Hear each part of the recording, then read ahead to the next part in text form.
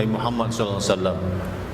InsyaAllah pada 23 Januari ini bersamaan dengan 12 Rabiul Awal, tapi 24 dah kita insyaAllah memperingati tentang kelahiran dan juga adanya Rasulullah di muka bumi ini. Kita berasa syukur kepada Allah SWT dengan nikmat iman dan Islam yang dibawa oleh Rasulullah sallallahu alaihi wasallam. Hari ini kita dapat merasakan nikmat-nikmat tersebut, dan seterusnya kita menjadi orang-orang yang bersyukur di jalan Allah SWT. Bukan hanya kita, tetapi keturunan kita dan juga masyarakat kita yang beriman pada Allah Subhanahu Taala di atas adanya Rasulullah sallallahu alaihi wasallam. Sebab itulah kalau kita lihat, bila kita cakap tentang beriman kepada Nabi Muhammad sallallahu alaihi wasallam, di mana akhlak manusia kepada Allah, maka akhlak kita kepada Nabi Muhammad sallallahu alaihi wasallam tentu saja yang pertama-tama ialah beriman kepada Nabi Muhammad sallallahu alaihi wasallam, iaitu mempercayai beliau adalah Nabi dan Rasul, yakni utusan Allah Subhanahu Wa Taala yang terakhir kepada semua manusia. Tidak ada lagi Nabi dan Rasul sesudahnya. Jika ada yang mengaku ada lagi Nabi dan Rasul sesudah Nabi Muhammad sallallahu alaihi wasallam, maka itu adalah palsu dan dusta. Tidak boleh dipercayai dan juga diterima. Dan jika ada yang percayai, maka dia dihukumkan kafir. Na'udzubillah min zalik. Kerana apa? Kerana sesungguhnya mereka yang mengakui ada Nabi selepas Nabi Muhammad SAW terkeluar daripada agama Islam. Kalau baru-baru ini kita terdengar di akhbar tentang seorang isteri tadi, dia berpegang hanya kepada Al-Quran. Dia mengatakan sunnah ataupun hadis Rasulullah tak payah diikut. Ini sudah bercanggah dengan apa yang telah Allah SWT firmankan, peringatan kepada kita, seperti mana dalam Al-Quran sini Allah menegaskan, wa ma atakumur rasul fakhudhuhu wa ma nahakum anhu fantahu. Dan apa-apa yang dibawa oleh Nabi Muhammad sallallahu alaihi wasallam, maka hendaklah kamu ambil, dan apa-apa yang ditegah dan cegah hendaklah kamu tinggalkan. Kalau dalam Al-Quran sendiri yang mereka pegang, mereka ikut, mereka ambil Al-Quran itu sebagai panduan hidup, mereka menolak hadis ataupun sunnah, maka bertentangan dengan ayat yang termaktub dalam Al-Quranul Karim tadi tentang perintah Allah Subhanahu Wa Taala berpegang kepada apa yang Rasulullah SAW perintahkan dan meninggalkan apa yang dilarang oleh Allah Subhanahu Wa Taala. Ini bercanggah. Jadi maka sebab itulah kita perlu berhati-hati dalam soal beriman kepada Nabi Muhammad SAW, kerana ia adalah salah satu daripada rukun iman juga, termasuk percaya kepada para rasul Allah Subhanahu Wa Taala yang diutuskan untuk menyampaikan risalah tauhid kepada Allah Subhanahu Wa Taala. Jemaah yang dimuliakan sekalian, Allah Subhanahu Wa Taala telah mengingatkan kepada kita dalam surah Al-A'raf ayat 158, Qul ya ayuhan nas inni rasulullah ilaikum jami'a alladzi lahu mulkus samawati wal ard la ilaha illa huwa yuhyi wa yumiit فآمنوا بالله ورسوله النبي الأمي الذي يؤمن بالله وكلماته واتبعوه لعلكم تهتدون. Ini Allah jelaskan kepada kita tentang firman-Nya, katakanlah wahai Muhammad sallallahu alaihi wasallam, Nabi Muhammad sallallahu alaihi wasallam, wahai manusia, sesungguhnya aku adalah utusan Allah kepada kamu semuanya. Ini Allah sendiri telah endorse ataupun telah menetapkan bahawa Nabi Muhammad sallallahu alaihi wasallam adalah utusan Allah Subhanahu wa taala. Inni rasulullah ilaikum jami'a, yaitu Tuhan yang mempunyai kerajaan langit dan bumi. Tiada Tuhan melainkan Dia yang menghidupkan, dan juga Dia, yakni Allah Subhanahu wa taala, yang mematikan. Maka berimanlah kepada Allah dan Rasulnya, Nabi yang ummi, yang tidak tahu tulis dan baca, yang percaya kepada Allah SWT dan perkataan-perkataannya, dan ikutilah siapa? Nabi sallallahu alaihi wasallam. Moga-moga kamu mendapat petunjuk. Ini peringatan Allah SWT kepada kita tentang keimanan dan juga kepercayaan kita kepada Nabi Muhammad sallallahu alaihi wasallam. Jadi kalau kita lihat Nabi sallallahu alaihi wasallam yang dimaktubkan ummi di sini, tidak tahu tulis membaca, ini menjadi satu hikmah di sebalik pengajaran yang kita ambil di sini. Kenapa? Kalaulah Rasulullah tahu menulis dan baca, maka mereka akan menuduh bahawa Al-Quran itu datang daripada Nabi sallallahu alaihi wasallam dan Rasulullah sendiri yang menulis. Sedangkan Nabi adalah ummi, tadi terpelihara daripada segala apa yang telah disebutkan tadi. Dengan seruan firman Allah Subhanahu wa taala tadi yang saya bacakan tadi, maka semua manusia mestilah beragama Islam. Jadi semua sebenarnya Allah perintahkan semua manusia beragama Islam, mempercayai Nabi sallallahu alaihi wasallam yang membawa agama itu, yang telah membatalkan semua agama lain yang datang daripada Allah Subhanahu wa taala. Jadi orang yang tidak mengikut seruan itu dihukum kafir. Betul lah. Jadi mereka yang tidak mengikut ajaran Nabi sallallahu alaihi wasallam, mereka ini disebut sebagai kafir, ini ingkar kepada Allah Subhanahu wa taala. Bagi orang yang ingin beragama Islam, mestilah dia mempercayai Allah Subhanahu wa taala dan juga mempercayai Nabi Muhammad sallallahu alaihi wasallam. Tidak sah Islamnya bila dia mempercayai yang satu, yakni percaya pada Allah Subhanahu wa taala, lalu meninggalkan yang satu lagi, yakni beriman kepada Nabi Muhammad sallallahu alaihi wasallam. Sebab kepercayaan itu telah terungkap dalam dua kalimah syahadah, iaitu asyhadu an la ilaha illallah wa asyhadu anna Muhammadar Rasulullah. Aku menyaksikan bahawa tiada Tuhan disembah melainkan Allah, dan aku juga menyaksikan bahawa Nabi Muhammad adalah persuruh Allah Subhanahu wa taala. Bila seorang tadi atau kita telah mengucap dua kalimah syahadah tadi, yang ini disebut sebagai syahadatain tadi, maka sahlah Islamnya dan menjadilah ia seorang dari keluarga kaum muslimin.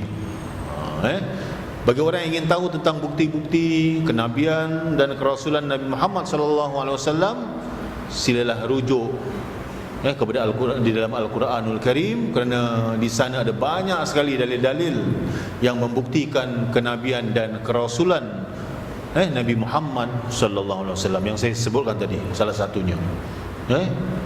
Di samping itu juga Al-Quran terdapat juga fakta-fakta sejarah, dan juga firman Allah Subhanahu wa taala atau firman-firman yang lama yang tersebut dalam kitab-kitab yang diturunkan terdahulu dari Al-Quranul Karim, seperti Taurat, Injil yang kita disebut sebagai Bible.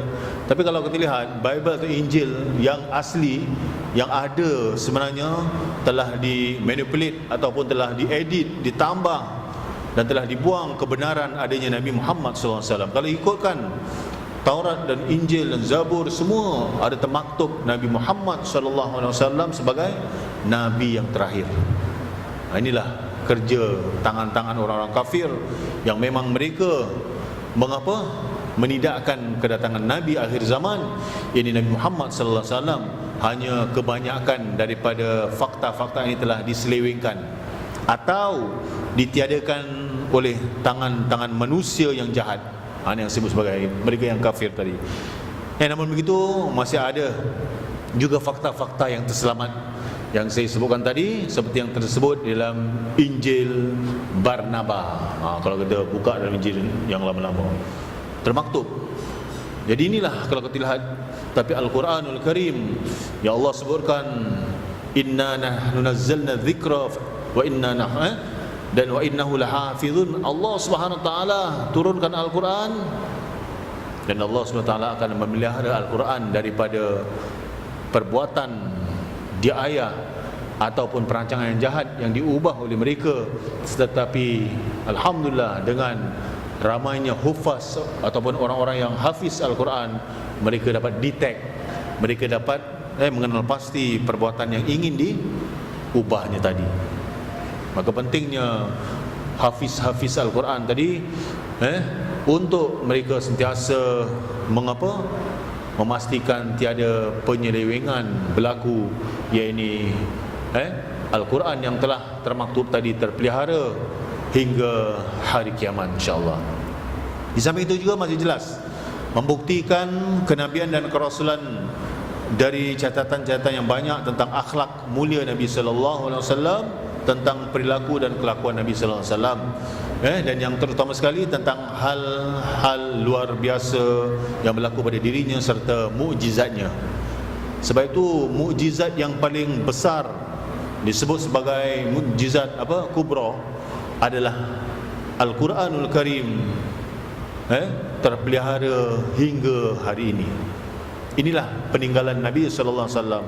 Rasulullah sallallahu alaihi wasallam tidak meninggalkan harta yang banyak untuk anak-anaknya, isterinya, tidak meninggalkan harta kekayaan, tetapi Rasulullah meninggalkan pusaka yang besar, iaitu Al-Quranul Karim dan sunnah hidup Rasulullah sallallahu alaihi wasallam. Taraktu fikum amrain. Kata Rasulullah sallallahu alaihi wasallam, aku tinggalkan kepada kamu dua perkara. Dan Rasulullah mengatakan, jika kamu berpegang kepada keduanya ini, maka kamu tidak akan sesat buat selama-lamanya. Itulah Al-Quran dan juga sunnah perjalanan hidup aku, kata Rasulullah sallallahu alaihi wasallam. Jadi tidak lain tidak bukan, kalau kita hendak mendapat kebahagiaan dunia dan akhirat, berpeganglah kedua sumber ini, iaitu Al-Quran dan juga hadis sunnah Rasulullah SAW, melalui pengajian-pengajian yang kita perolehi daripada guru-guru yang mu'tabar, guru-guru yang diiktiraf dari ilmu yang disampaikan tadi, dan insya-Allah kita akan selamat daripada kesesatan ataupun daripada penyelewengan tadi. Kita lihat banyak sekali golongan-golongan yang mengaku diri mereka ini sebagai golongan yang benar, tetapi ada juga mereka menyeleweng. Ini kena hati-hati. Salah satunya kalau kita lihat, mereka menolak hadis Nabi sallallahu alaihi wasallam atau sunnah Rasulullah sebagai sumber hukum. Sedangkan kita lihat Nabi sallallahu alaihi wasallam diutus oleh Rasulullah sallallahu alaihi wasallam tadi adalah sebagai pengantaraan untuk menyampaikan message daripada Allah Subhanahu Wa Taala. Tak mungkin Al-Quran turun begitu saja. Tidak mungkin Al-Quran turun melalui malaikat, tetapi melalui Nabi Muhammad sallallahu alaihi wasallam sebagai pengantara tadi. Dan Nabi sallallahu alaihi wasallam adalah hamba Allah yang istimewa. Oleh sebab itulah kita lihat di sini, hendaklah kita berpegang kepada ajaran yang dibawa oleh Nabi Muhammad sallallahu alaihi wasallam, yang telah kita sedia maklum sebagai ajaran yang benar dan juga ajaran yang mendapat keridhaan Allah. Inna ad-dina 'indallahil Islam, sesungguhnya agama yang diredai oleh Allah SWT adalah agama Islam. Yang kalau kita lihat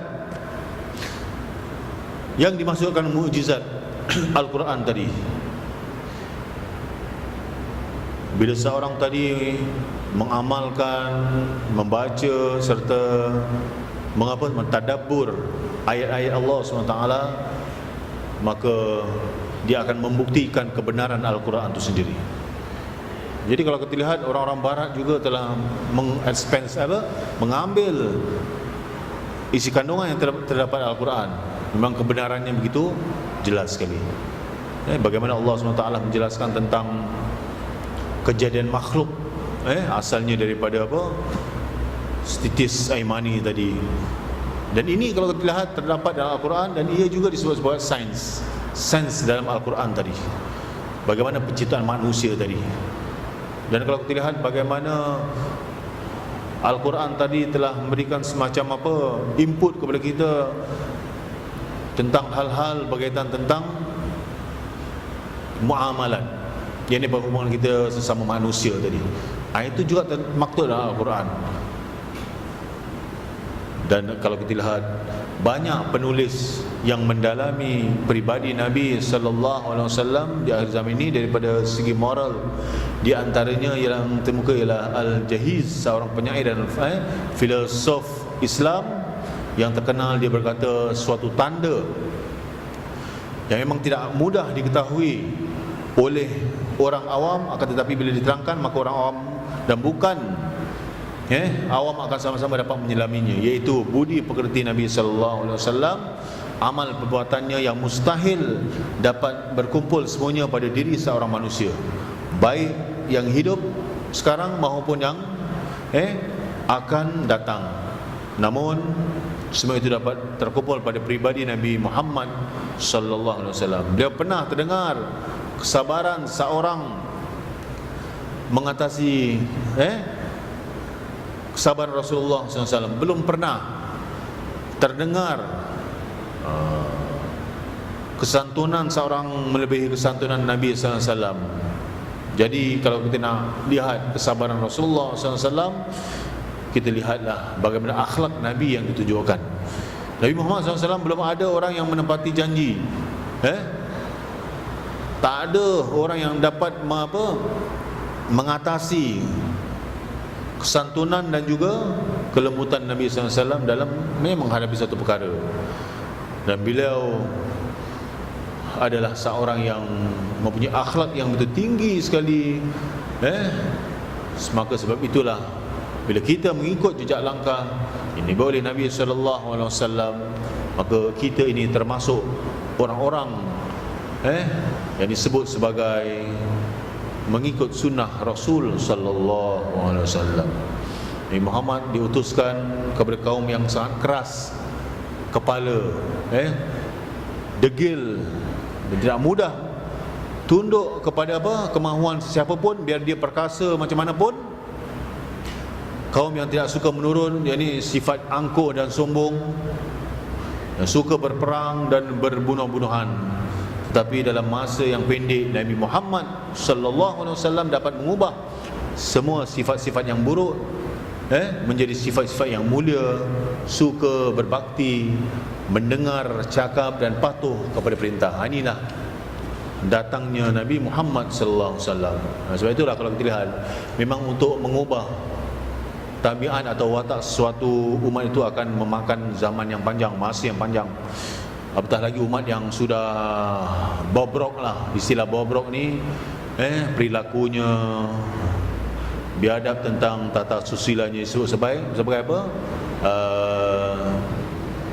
Kaum jahiliah, kaum jahiliah yang kuat menekan yang lemah, yang gagah menekan yang lemah, yang kaya menindas yang miskin, masyarakat yang sangat membesarkan pangkat dan keturunan, dan banyak lagi sifat-sifat buruk yang dihayati oleh umat itu. Namun kalau kita lihat, dalam masa tidak lebih dari 23 tahun, umat ini telah bertukar, lalu melahirkan suatu masyarakat yang patuh, berdisiplin, yang bertukar, yang tiada sama pada masa itu, yakni sifat rendah diri dan sebagainya. Bukankah itu satu perkara yang cukup menjadi bukti bahawa orang yang bawa pembaharuan itu adalah seorang Nabi dan Rasul? Kerana tidak ada seorang manusia biasa, biar dalam sejarah manapun kalau kita lihat, yang dapat melakukan seperti itu selain Nabi dan Rasul yang mendapat pertolongan daripada Allah Subhanahu wa taala. Jadi walau bagaimanapun, bahawa bukti dan dalil yang terpenting yang patut dirujuk mengenai kenabian dan kerasulan Nabi Muhammad sallallahu alaihi wasallam ialah wahyu-wahyu dari Al-Quranul Karim. Kerana yang demikian itu adalah bukti yang dasar, yang pokok, yang tidak dapat ditandingi lagi. Maka sebab itulah Al-Quran yang mengisi semua wahyu-wahyu daripada Allah Subhanahu wa taala,